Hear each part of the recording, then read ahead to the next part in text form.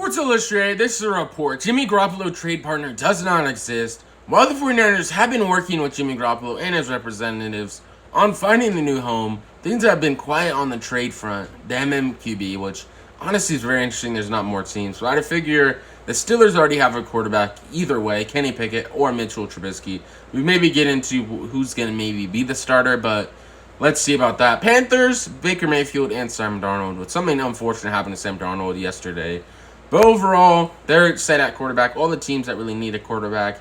The Seahawks, I think they have a terrible quarterback situation, and they should definitely try to trade for Jimmy Garoppolo. He's going to give them a way better chance of winning than Geno Smith, who's their official starter now, or Drew Lock, which I think both would be a horrible option. But Jimmy Garoppolo gives them the best chance of winning and gives them actually a pretty decent quarterback.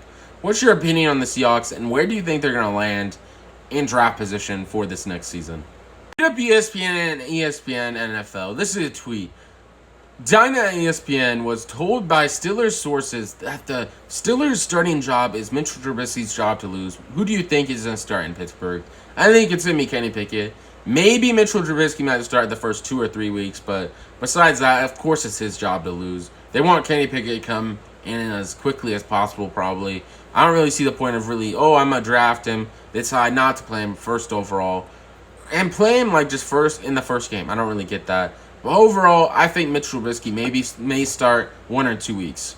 Monday Night Football on NBC, I saw a throw from Baker Mayfield, very good throw, but between two defenders trying to catch the ball, had a great throw. 13 of 22 from completions, 134 yards, and 2 touchdowns. Definitely an impressive game. People will say, it's only preseason. Sometimes preseason can show a lot. And honestly, I think he's going to be ready for week 1 against the Browns, where I think the Browns are going to lose.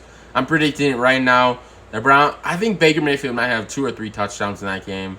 I think he really wants to prove overall why they made a bad mistake on taking Deshaun Watson over him and really prove a lot of people wrong.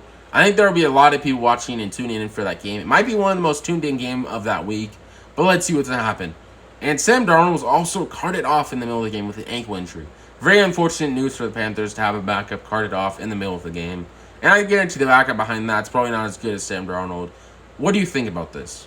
Sports Illustrated, the Dodgers are 41-9 in their last 50 games. A lot of people have been talking about how the Dodgers pretty much saying, they spend all this money and all this stuff. That's pretty what the crux of all they hate about the Dodgers. They're spending too much money on players. They buy players and all this other stuff. But it seems to actually work.